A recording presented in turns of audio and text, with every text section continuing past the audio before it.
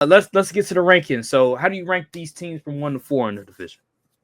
I'm gonna rank them Rams 1. I just feel like they just have the better talent top to bottom. They won. They made the playoffs, won a game. So yeah, I'm going Rams 1. I'm going Cardinals second. I feel like they just got to get that offense, man. They got to get that offensive philosophy down to where we're maximizing the talents of Marvin Harrison Jr. And then we can start worrying about running the ball with James Conner and trying to play through Trey McBride as well. I feel like you draft Marvin Harrison top 4, use him. He needs to be the focal point of your offense. And we need to maximize Kyler Murray's abilities. Yes, you can still use his legs and his mobility and everything, but him that combined with the James Conner run game should not be your focal point of your offense, in my opinion. Not in this day and age of football.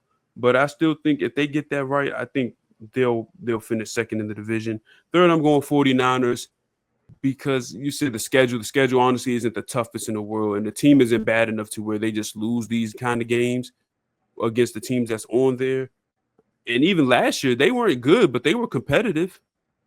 Like they still competed at a solid level. Like that game against the Lions, where I lost my championship game because Brock Purdy and Kittle combined for like 40 plus points, but they were still competitive. And their roster isn't bad. They got them. They made some good picks. Michael Williams, if he develops into a pass rusher who, with his physical build, says he can be, that's going to be a home run for them. And but the Seattle Seahawks are going to be the last in my rankings because the offense just doesn't move me outside of Jackson Smith and Jigba and Kenneth Walker. I'm not huge on Sam Darnold. We've seen what he was towards the end of the season, where he would play teams that would actually send him pressure, and he would get flustered and start making bad decisions and bad reads. And that playoff performance was dastardly. So yeah, I'm not high on Sam Darnold, honestly. So just to recap: Rams, Cardinals, 49ers, Seahawks. Okay, mine is a little bit different. Obviously, you have the Rams at 1. I just think they're the most talented team. They have a great coach in Sean McVay. They have the best quarterback in the division by far. I like their offensive line. I like their defensive line. I like the running game. I like their weapons on outside. When you have Devontae Adams, Puka Nacua, Tutu Atwell. They also have a nice little tight end group with Tyler Higbee and Terrence Ferguson. Then I have the 49ers. I just think the 49ers, Kyle Shanahan is an amazing coach. That scheme is amazing. I think Brock Purdy, although Brock Purdy doesn't have nearly the same amount of weapons as he once did, I do think that with Kyle Shanahan as the head coach and the fact that Brandon Ayuk will eventually come back, I think he'll come back. I think it is. I don't think he's going to be out for the season. If I'm I think he tore his ACL like week 5 or something. So yeah, I think he'll be back in the season. So I'm not too concerned about that. If not, he still has some other guys that he can go to with George Kittle, with Juwan Jennings, and Ricky Pearsall. So he has some guys that he can go to. And offensive line isn't too bad where it'll be a detriment to what he wants to do as a passer. And then Christian McCaffrey is still a pretty good back if he's healthy, obviously. And it's Kyle Shanahan. He always has a backup plan when it comes to running backs, so I'm not worried about the running game at all. Defensively, it's still going to be a work in progress because they lost some players over the year.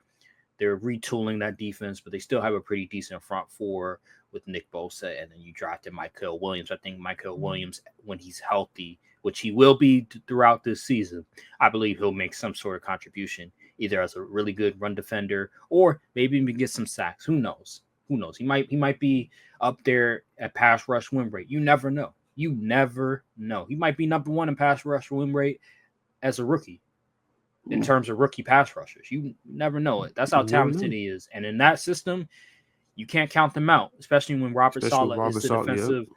He's the defensive coach. So, yeah, man, I have 49ers at 2. I have Cardinals at 3. I'm just not sold on this offense for the Arizona Cardinals. I'm not sold for Kyler Murray yet.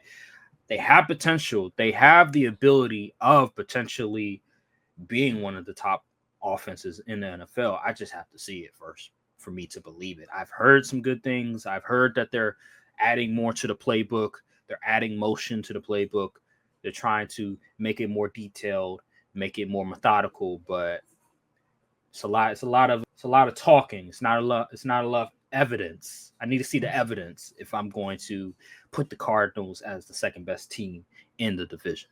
So then, lastly, Seattle. Obviously, it's just their overall roster is lacking important pieces that they need in order to win, like the quarterback position. I'm not too crazy over the offensive line. I think defensively is pretty good, is pretty decent, but that offense, man, I just don't trust that offense at all. With Sam Darnold as the quarterback and Jackson Smith and Njigba really the only reliable receiver because of his age, because he's always healthy, and Cooper Kupp is getting up there in age. So that's just how I look at it. I have, again, to repeat, Rams at 1, 49ers at 2, Cardinals at 3, Seahawks at 4. And that is my rankings.